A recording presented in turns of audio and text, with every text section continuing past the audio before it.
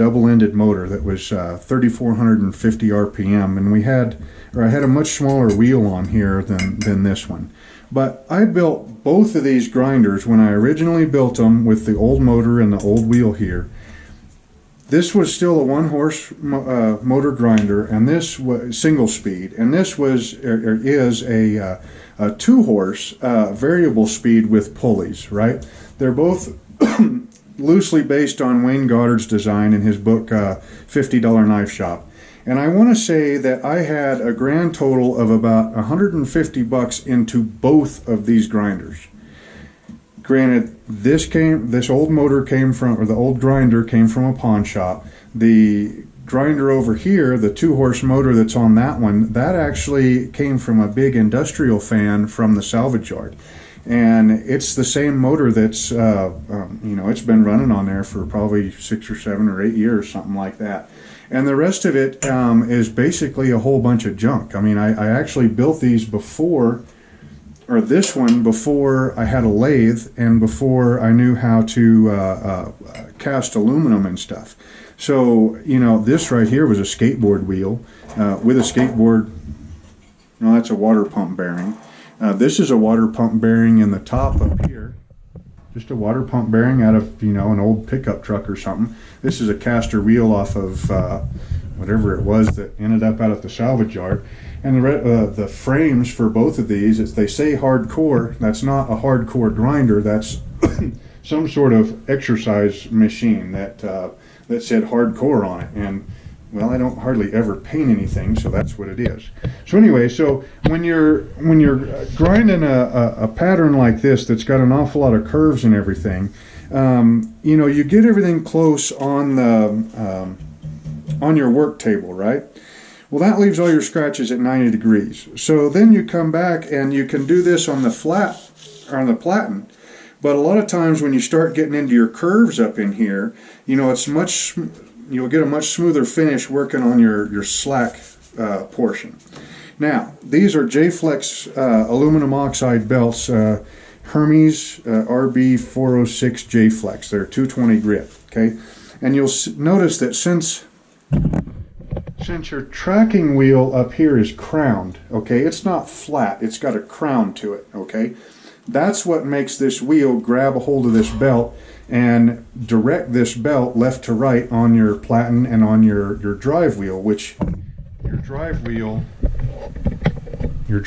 is flat this way, okay? So, but since you have that crown in that upper wheel, as you wear a belt out, that crown stretches the center portion of your belt more than it stretches the sides of your belt. And J-Flex belts already are very soft. See how soft and flexible that is compared to, say, now granted this is like 120 grit, yeah, 120 grit. But this is an X-weight belt, and see how the edges do not roll very much on that. Even though this is a worn belt, that should have stretched, it's an X-weight, so it's very stiff and it won't make corners very easy. So, just to save wear and tear on the little bitty 1x42 belts that I use on that little horizontal grinder to get up in here in these real tight curves, what I'm doing is, as the belt's running, I'm coming up in here and I'm pushing that. Now see how that belt is rolling? Okay. Now you don't want to get too aggressive with it or catch that point in that belt. If you're lucky, that point will just get ground off by the belt. If you're not lucky, that point will dig into the belt and you could cause the belt to break. When belts break, it's not the end of the world. Typically, they break, and you got a belt on the ground, kind of like a V-belt on a car. You just throw the belt, and that's it, right? Sometimes you'll cut like halfway, and then it'll like rip, and then that half will come around and slap you a couple of times before you think, oh, I better shut the machine down and stop doing what I'm doing and replace the belt. But anyway, so you're nice and easy, just kind of curve up in there like that. And you can really get rid of a lot of these 36 grit scratches and save wear and tear on the little bitty 1x42 grinder, because it runs a lot slower and those belts are, I think, kind of expensive for what they are. Anyway, so I'll go ahead and finish this one up, and then we'll go to that one.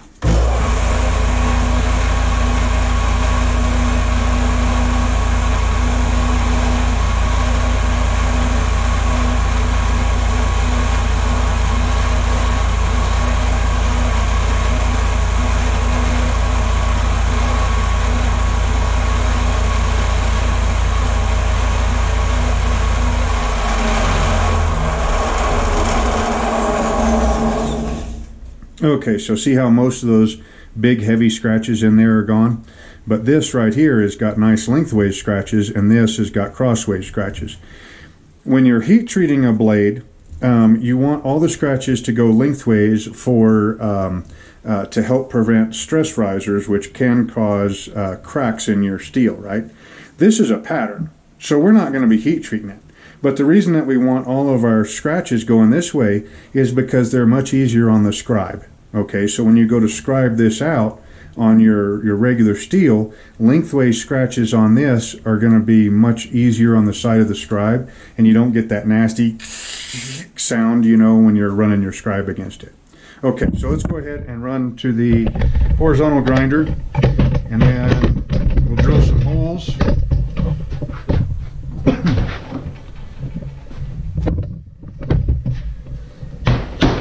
All right, so this here is my little 1x42 horizontal grinder that I built. It wasn't too long ago, and honestly, I really don't like it. But it works for now, and what with moving the shop and everything, I will end up building a new horizontal grinder, probably that runs 2x72s. But I got to get caught up on some orders first. The whole idea about using this one with 1x42s was, see that it's a Delta. It's one of these little bitty hard wheel grinders that have got a variable speed right from the store. So yeah, it's one of those contraptions that I think should have turned out much better than what it did. Let's clean it off a little bit. And I think you shut off, because I'm not seeing any. I'm not. Oh no, there you are. Okay, it's still going. The screen went blank there for a little bit. All right, well, I guess I hope you're still there. This is a long video though, 43 minutes. So anyway, so we're just going to come up in here and refine the finger choil and this up underneath here on the little bitty 5/8 wheel, I guess you could call it. Let's see, okay, so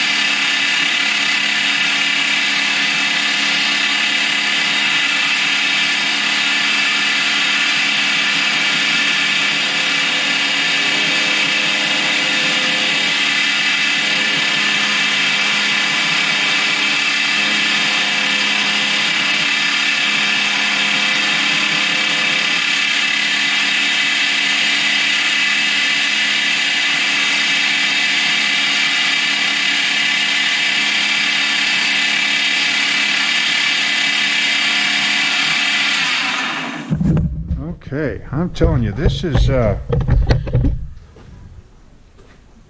pattern is really, we'll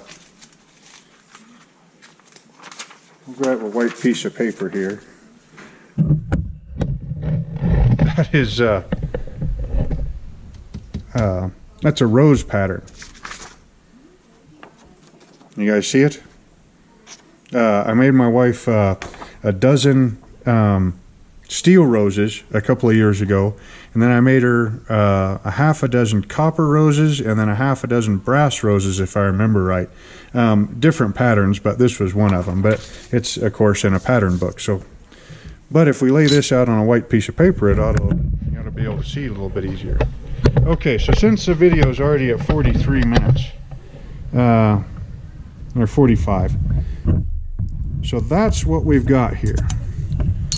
So this right here is our original model that was at 110%. And you can see, yeah, our handle, we've got that extra little bit of straightness right here, so that it'll let that knife curve down a little bit and heat treat and give us this nice gentle curve here.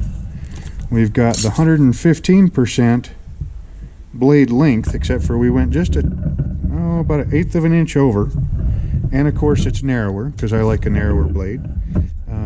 Let's see how we look for our, so my perfect, okay, yep, so we are 1/3 of an inch longer on the point. We did come out to be about 1/16 of an inch wider, which, okay, it's a larger knife, so we can live with that. And then about 1/3, maybe 1/2 inch longer in the butt. Okay, so now we got to decide where we're going to put our holes. I think we'll put you over this way a little bit. All right, so we need one with a handle, because these handles don't go all the way up, you know, to the ricasso like a normal knife does. So we're going to need a pencil here. There we go. All right, so generally I like to bring them in about like that.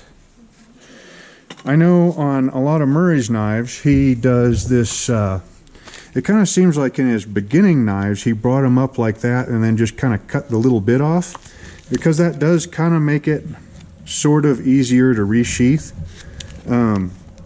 if you're not used to the pattern. Once you get used to the pattern though, see, I think that's an older one and it's got all the way up to the top. Once you get used to the pattern, see, there you go. That's kind of like what I do, only he drops it down here. But a lot of his later ones I've been seeing, like on Instagram, he's really done, you know, really brought this down. This part right here down to where it's a point. And I suppose that would make it faster and a little bit, faster and a little bit easier to resheath if you're not used to the pattern. But honestly, once you get, once your sheath gets broke in and you get used to that particular blade, I mean, you know, they just toss in there real easy. And then by having that come all the way up here, when you're getting into a big bear of a cut, like the other day, what started this video or series off was I was, you know, whittling through an apple branch that big around, you know, to trim the tree instead of running back to the car and getting a bigger knife or a saw. You know, that gives you a little bit more comfort, you know, right there when you're in real heavy cuts, or heavy cuts for, you know, this size and class of knife. So anyway, so since that's where our handle scales are going to end up, let's kind of decide.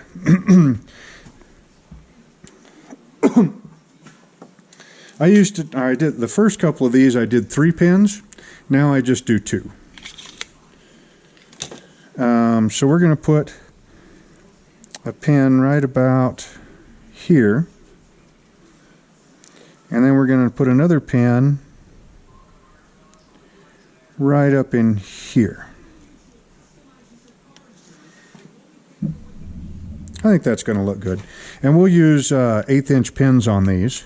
And I've got an actual better way of peening these pins now than what I used when I did this. So they'll look a little bit more uniform and a little bit nicer. But anyway, so we want to make sure that, you know, we have, you know, about an equal distance or so in between the pinholes and the ends of the handle. You know, I guess you could put, you know, one in here if you really wanted to. I don't normally. I just like the simplicity of the 2 pins. But you do want to have enough room in between this pin and the end of the handle to be able to put a lanyard tube in if somebody requests that. I don't particularly care for lanyard tubes, not on EDC type knives like this, like on a big chopper or something. I do like a lanyard tube, but not on a smaller knife like this. I find it gets in the way, and or a lanyard does. And then, like, let's say you actually did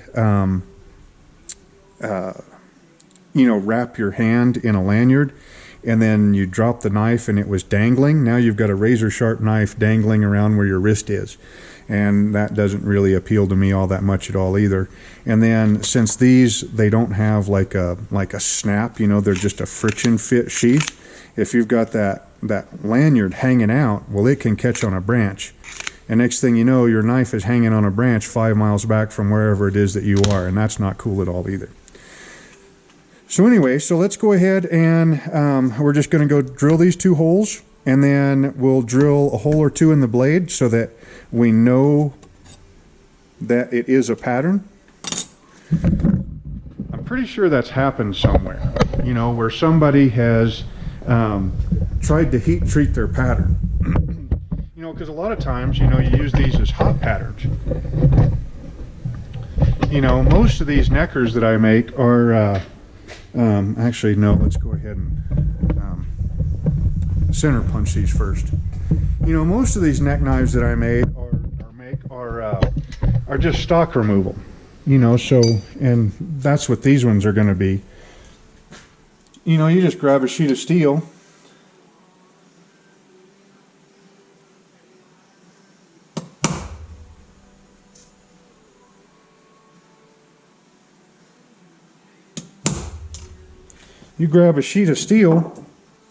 cut the knife out, grind it to shape, drill your handle holes, heat cycle it, heat treat it, grind it, put a handle on, right? Well, sometimes you want to forge these too, you know.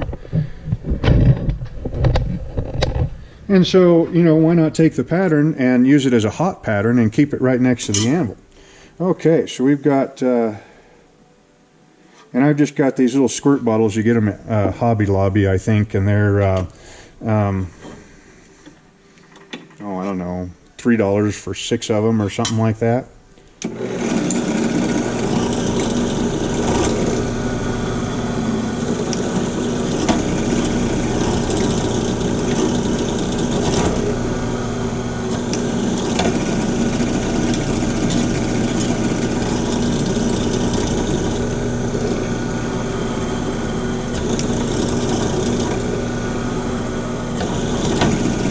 Okay,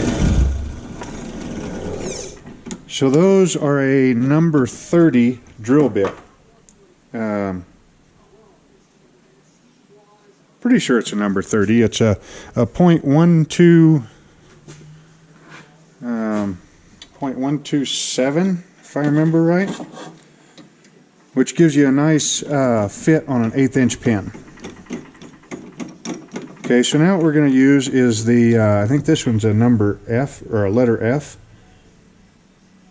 Yeah, letter F. And this one is .25,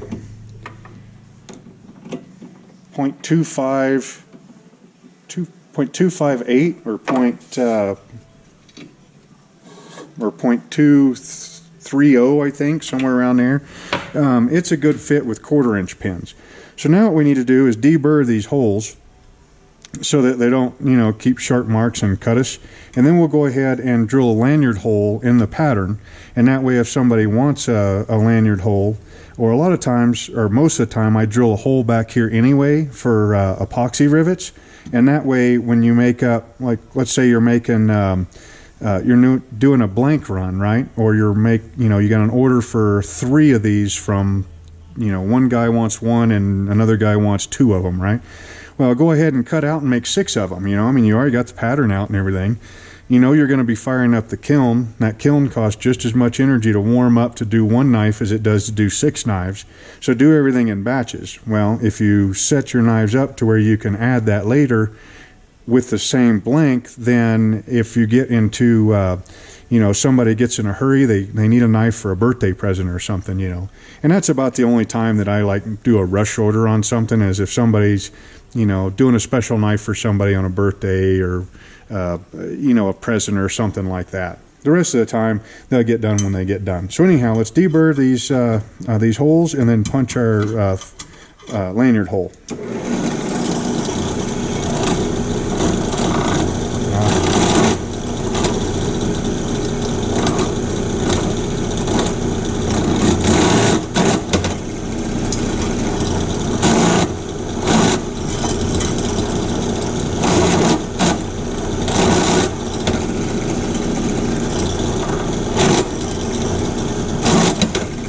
Okay, so all those are nice and deburred, not going to cut us. We'll just eyeball this one.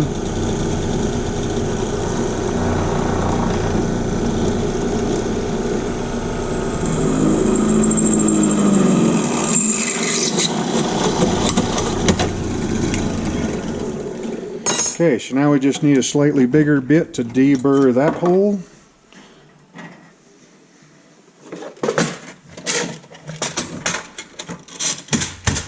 And it doesn't matter what size it is, as long as it's bigger than what that drill bit was, which is roughly a 1/4 inch. So I think this bit's about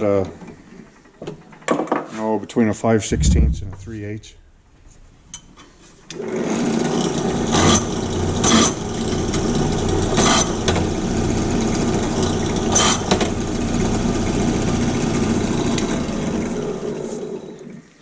Okay, there we go. We have got a pattern made. Start to finish, 57 minutes, but a lot of that was talking. A couple of things to keep in mind when you're making patterns. Okay, so I told you that we discussed the movement of the steel in heat treat. I'll actually go ahead and look at the camera while we're doing this. So we talked about the movement of the steel during heat treat and how you can adjust your patterns to compensate for that, whether you're quenching in oil or whether you're quenching in water.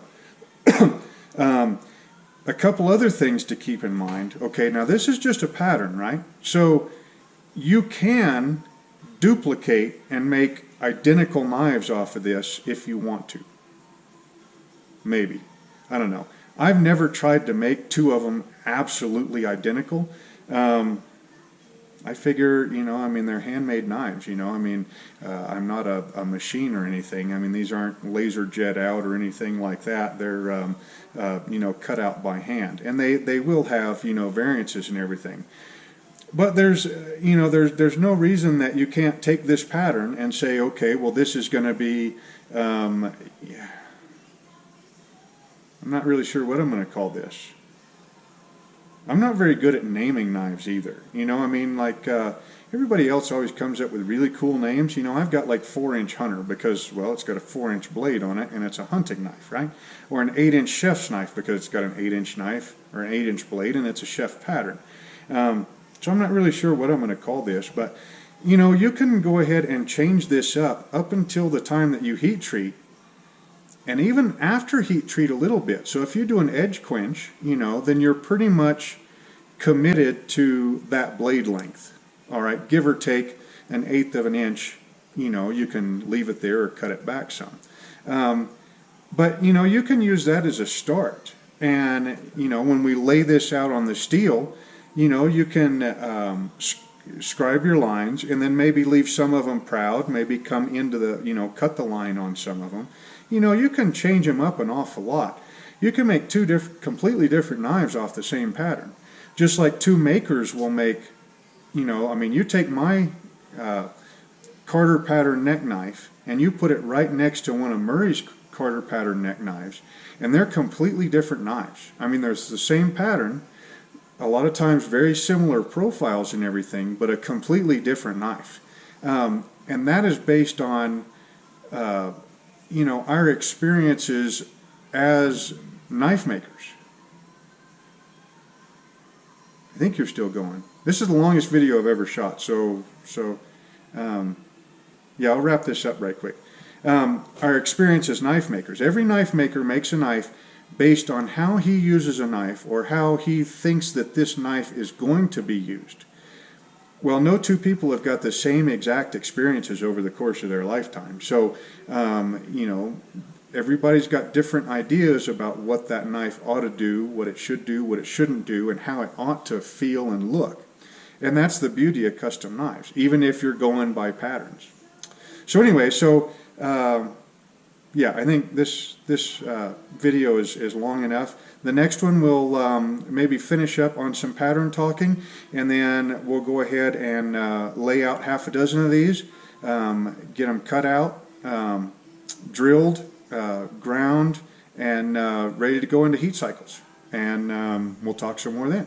So again, this is Joe Calton at Calton Cutlery. You can find me on the web, caltoncutlery.com. Hope you enjoyed the videos. If you come up with a nice name, you know, and you want to share it, that would be cool, I guess. Or, you know, if there's something special you want to see with these, with this batch of knives. I'm pretty sure they're all going to be in 1095, but the handle material, I don't know. I haven't decided on them yet. I guess we'll burn that bridge when we get to it. Again, this is Joe Calton with Calton Cutlery. You can find me on the web, caltoncutlery.com. Hope you all enjoyed the video. I think this is going to be a fun series, and we will talk to you next time.